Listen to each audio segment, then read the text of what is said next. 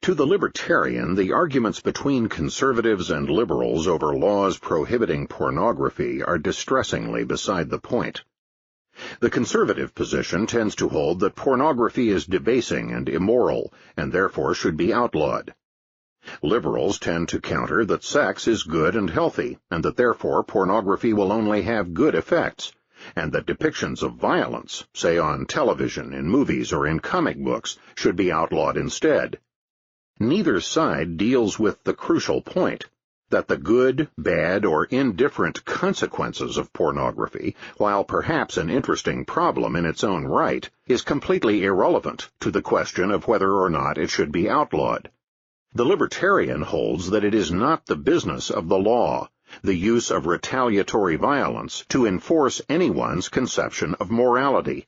It is not the business of the law, even if this were practically possible, which is of course most unlikely, to make anyone good, or reverent, or moral, or clean, or upright.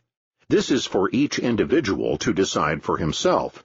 It is only the business of legal violence to defend people against the use of violence, to defend them from violent invasions of their person or property. But if the government presumes to outlaw pornography, it itself becomes the genuine outlaw, for it is invading the property rights of people to produce, sell, buy, or possess pornographic material. We do not pass laws to make people upright. We do not pass laws to force people to be kind to their neighbors or not to yell at the bus driver. We do not pass laws to force people to be honest with their loved ones. We do not pass laws to force them to eat X amount of vitamins per day. Neither is it the business of government, nor of any legal agency, to pass laws against the voluntary production or sale of pornography. Whether pornography is good, bad, or indifferent should be of no interest to the legal authorities. The same holds true for the liberal bugbear of the pornography of violence. Whether or not watching violence on television helps lead to actual crimes should not come under the purview of the state.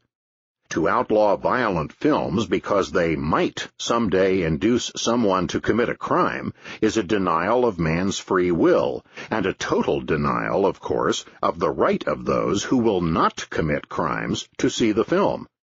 But more important, it is no more justifiable, in fact less so, to outlaw violent films for this reason than it would be to lock up all teenage Negro males because they have a greater tendency to commit crime than the rest of the population. It should be clear, too, that prohibition of pornography is an invasion of property right, of the right to produce, sell, buy, and own. Conservatives who call for the outlawing of pornography do not seem to realize that they are thereby violating the very concept of property rights they profess to champion. It is also a violation of freedom of the press, which, as we have seen, is really a subset of the general right of private property. Sometimes it seems that the beau ideal of many conservatives, as well as of many liberals, is to put everyone into a cage and coerce him into doing what the conservatives, or liberals, believe to be the moral thing. They would, of course, be differently styled cages, but they would be cages just the same. The conservative would ban illicit sex, drugs, gambling, and impiety, and coerce everyone to act according to his version of moral and religious behavior. The liberal would ban films of violence, unesthetic advertising, football, and racial discrimination, and at the extreme, place everyone in a Skinner box to be run by a supposedly benevolent liberal dictator. But the effect would be the same: to reduce everyone to a subhuman level, and to deprive everyone of the most precious part of his or her humanity, the freedom to choose. The irony, of course, is that by forcing men to be moral, that is, to act morally, the conservative or liberal jailkeepers would in reality deprive men of the very possibility of being moral.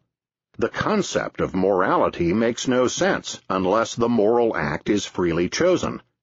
Suppose, for example, that someone is a devout Muslim who is anxious to have as many people as possible bow to Mecca 3 times a day.